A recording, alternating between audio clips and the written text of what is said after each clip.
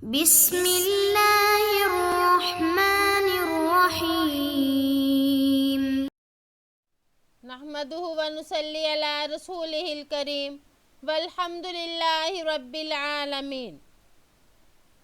وعنہ قال سئل النبی صلی اللہ علیہ وسلم أي العمل أفضل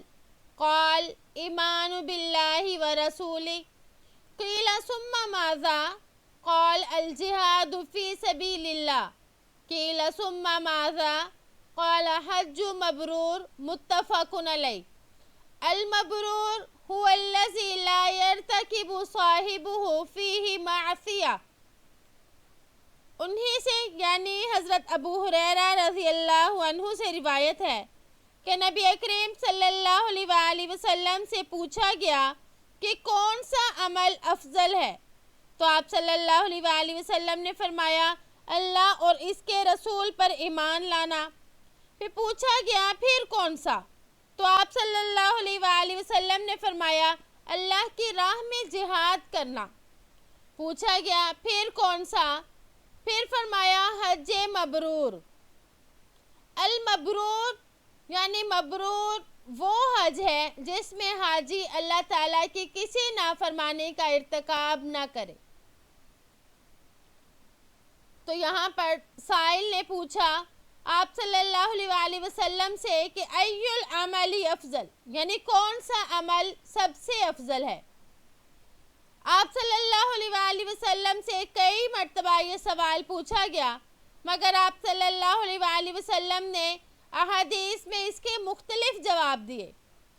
تو آپ نے اس کے مختلف جواب اس لیے دیے، کبھی حالات کو دیکھ کر جواب مختلف ہو جاتا اور کبھی سائل کی حالت کو دیکھ کر مختلف جواب عطا فرماتے، یعنی سائل کو دیکھتے کہ وہ اس میں کس چیز کی کمی ہے، آپ اسی کو بیان فرماتے. تو یہاں پر جیسے فرمایا الجہاد فی سبیل اللہ، آپ نے فرمایا تو جہاد جو ہے اس کو حج سے پہلے کہا، حالانکہ حج پہلے فرض ہے اور اس کے بعد جہاد. تو یہاں پر آپ نے جہاد سے پہلے حج کا ذکر اس لیے فرمایا ہوگا کہ یہ جہاد یہ جو حدیث تھی یہ حج کی فرضیت سے پہلے ہوئی ہوگی، اس لیے کہ جہاد پہلے فرض ہو چکا تھا اور حج بعد میں فرض ہوا. یا یہ بھی ہو سکتا ہے کہ یہ اس وقت کی بات ہو یا اس وقت کا مسئلہ ہو جب کہ جہاد رکن بن جاتا ہے، یعنی خدا نہ خواستہ جب کفار حملہ کر دیں تو کفار کے حملے کے وقت ہر شخص پر جہاد کرنا فرض عین ہو جاتا ہے، تو اس صورت میں یہ جہاد حج پر مقدم ہوتا ہے. دیکھیں اگر اس طرح کی کوئی حالت ہو، اس طرح کے حالات پیدا ہو جائیں تو اس وقت آپ صلی اللہ علیہ وآلہ وسلم پھر جہاد کو مقدم کریں گے. تو پھر آپ نے فرمایا حج کے ساتھ کہ حج مبرور، تو مبرور کسے کہتے ہیں؟ تو علامہ نووی رحمہ اللہ نے بھی اس کی تعریف فرما دی. تو حج مبرور حج مقبول کو کہتے ہیں، یعنی ایسا حج جس میں گناہ نہ ہو یا ایسا حج جس میں ریا اور دکھلاوا نہ ہو، وہ حج مبرور ہے اور یہ بہت ہی فضیلت والا حج ہے. وعنہ قال سمعت رسول اللہ صلی اللہ علیہ وسلم یقول من حج فلم يرفث ولم يفسق رجع كيوم ولدته امه. انہی سے یعنی حضرت ابو ہریرہ رضی اللہ عنہ سے روایت ہے کہ میں نے رسول اللہ صلی اللہ علیہ وآلہ وسلم کو فرماتے ہوئے سنا کہ جس نے حج کیا اس نے اس میں کوئی فحش اور بیہودہ بات نہیں کی، نہ ہی اللہ کی نافرمانی کی، تو وہ اس طرح لوٹتا ہے جیسا کہ آج ہی اس کی ماں نے اس کو جنا. تو اس میں بھی حج کی فضیلت معلوم ہوئی کہ حج کس قدر افضل عبادت ہے کہ گناہوں کو کیسے پاک صاف کر دیتا ہے، مٹا دیتا ہے. یرفس اس کے معنی ہوتے ہیں جماع کرنا یا فحش گوئی میں مبتلا ہونا یا عورتوں کے ساتھ ایسی باتیں کرنا جو جماع کا داعیہ بنتی ہوں. اور یفسق اس کا مطلب ہے کہ حج کے دوران کبیرہ گناہ نہ کرے اور صغیرہ گناہوں پر بھی اصرار نہ کرے۔ تو خلاصہ حدیث یہ ہے کہ جو شخص خالصتاً اللہ کے لیے حج کرے، اس میں حج کے دوران وہ فحش گوئی میں بھی مبتلا نہ ہو اور نہ کسی گناہ کو اختیار کرے، تو اب یہ شخص جب حج کر کے واپس آئے گا تو گناہوں سے ایسا پاک صاف ہوگا جیسا کہ ابھی یہ پیدا ہوا ہو، یعنی اس کا کوئی گناہ باقی نہیں رہے گا۔ وعنہ ان رسول اللہ صلی اللہ علیہ وسلم قال العمرة إلى العمرة كفارة لما بينهما والحج المبرور ليس له جزاء إلا الجنة متفق علیہ۔ انہی سے یعنی حضرت ابو ہریرہ رضی اللہ عنہ سے روایت ہے کہ آپ صلی اللہ علیہ وآلہ وسلم نے ارشاد فرمایا، ایک عمرہ دوسرے عمرے تک درمیانی گناہوں کا کفارہ ہے اور حج مبرور کا بدلہ تو جنت ہی ہے۔ تو اس میں بھی ہمیں حج اور عمرے کی فضیلت معلوم ہوئی، یعنی ایک عمرے سے دوسرے عمرے کے گناہ جو ہیں وہ معاف ہو جاتے ہیں۔ امام شافعی رحمہ اللہ کے نزدیک عمرہ حج کی طرح فرض ہے اور احناف کے نزدیک عمرہ سنت مؤکدہ ہے، اور اس حدیث میں عمرے کی فضیلت کا بیان ہے کہ اس کی برکت سے درمیانی مدت کے تمام گناہ معاف ہو جاتے ہیں،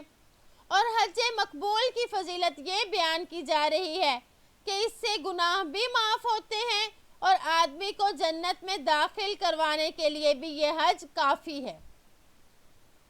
تو اللہ تعالیٰ اگر حج کی توفیق دے تو اللہ تعالیٰ سے دعا ہے کہ وہ ہمارا حج مبرور ہی ہو۔ وعن عائشہ رضی اللہ عنہ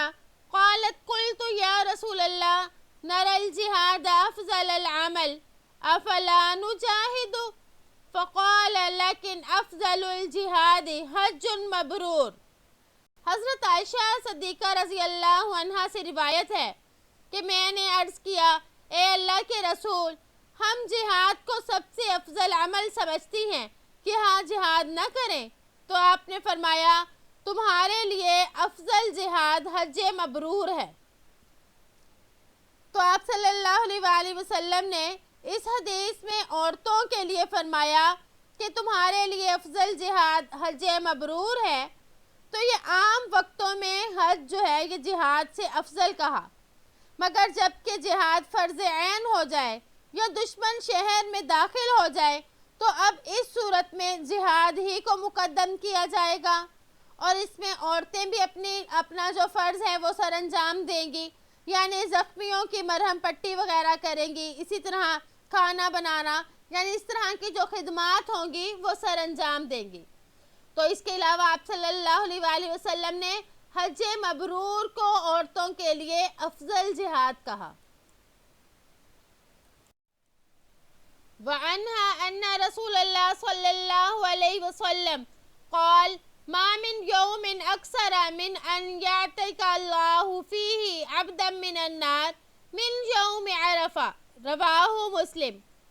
انہی سے یعنی حضرت عائشہ رضی اللہ عنہ سے روایت ہے کہ رسول اللہ صلی اللہ علیہ وآلہ وسلم نے ارشاد فرمایا،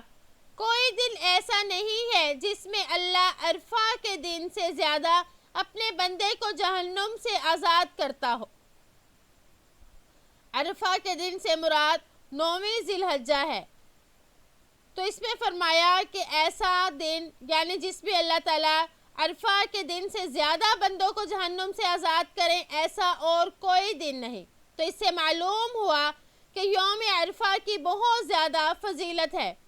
اللہ تعالیٰ عرفہ کے دن میدان عرفات میں اپنے بندوں پر رحمت خاص نازل فرماتے ہیں اور ملائکہ پر ان کے ذریعے سے فخر کرتے ہیں اور پھر ان کی مغفرت فرما دیتے ہیں۔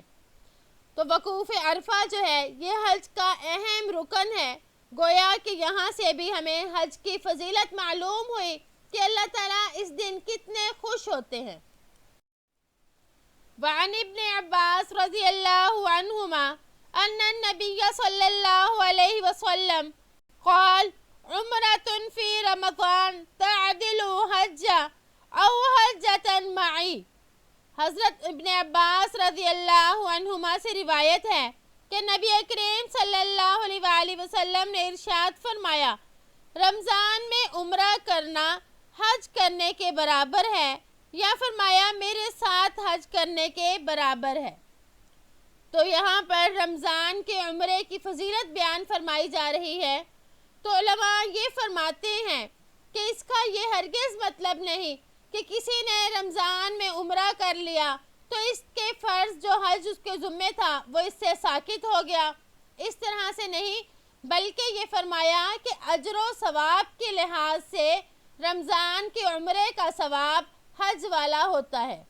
لیکن اگر کسی پر حج فرض ہے تو وہ حج ہی کرے گا تو اس کا فرض ادا ہوگا۔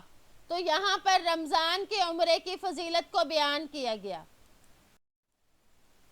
وعنہ ان امرأة قالت یا رسول اللہ ان فریضۃ اللہ علی عبادہ فی الحج ادرکت ابی شیخا کبیرا لا یثبت علی الراحلہ افاحج عنہ قال نعم متفق علیہ۔ حضرت ابن عباس رضی اللہ عنہما سے ہی روایت ہے کہ ایک عورت نے دریافت کیا، یا رسول اللہ، اللہ تعالیٰ نے اپنے بندوں پر حج فرض کیا ہے اور میرے بوڑھے باپ پر اس وقت حج لازم ہوا ہے جبکہ وہ سواری پر ٹھہر نہیں سکتے،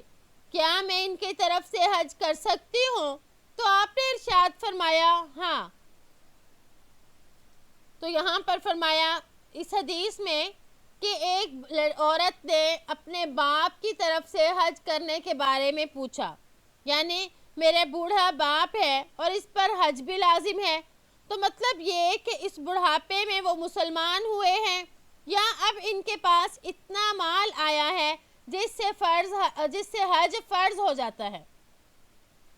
تو پھر وہ اپنے باپ کے بارے میں فرما رہی ہیں کہ وہ سواری پر ٹھہر نہیں سکتے، لا یثبت علی الراحلہ، تو مطلب یہ کہ وہ اتنے کمزور اور ضعیف ہیں کہ سواری پر بھی نہیں بیٹھ سکتے اور گر جاتے ہیں۔ تو باقی ارکان اور افعال حج کی ادائیگی تو الگ ہے، یعنی وہ تو بدرجہ اولا ہی نہیں ادا کر سکتے۔ تو افاحج عنہ، کیا میں ان کی طرف سے حج کر سکتی ہوں؟ تو علماء فرماتے ہیں کہ دوسرے کی طرف سے آدمی حج اس وقت کر سکتا ہے جبکہ وہ اخراجات بھی برداشت کرے اور وہ اس کا حکم بھی دے، یا مرتے وقت وصیت کر کے مرا ہو تو ممکن ہے کہ اس کے والد نے اخراجات بھی دیے ہوں گے اور حکم بھی دیا ہوگا۔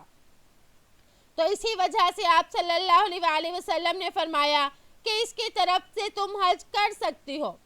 اور بعض کے نزدیک والدین اس سے مستثنا ہیں کہ اولاد اپنے والدین کی طرف سے حج کرنا چاہے تو وہ کر سکتی ہے، اگرچہ والدین نے نہ وصیت کی ہو اور نہ ہی انہیں حکم دیا ہو۔ تو اس حدیث سے ہمیں یہ معلوم ہوا کہ کسی شخص پر حج فرض ہو، وہ بذات خود حج پر جانے سے معذور ہو، اور وہ معذوری بھی ایسی ہے جو موت تک ختم ہونے والی نہ ہو، جیسے کہ بڑھاپا، تو اس حدیث میں بھی بڑھاپے ہی کا ذکر ہے کہ ابھی شیخن کبیرن لا یثبت علی الراحلہ، یعنی بڑھاپا بھی اور کمزوری بھی ہے، تو ایسا شخص کسی کو حکم دے کر بھی حج کروا سکتا ہے، اور اولاد تو اس سے مستثنا ہے، یعنی وہ ماں باپ کے حکم کے بغیر بھی اپنے والدین کی طرف سے حج ادا کر سکتی ہے۔ امید ہے کہ آپ کو آج کا سبق سمجھ آ گیا ہوگا۔ السلام علیکم ورحمۃ اللہ وبرکاتہ۔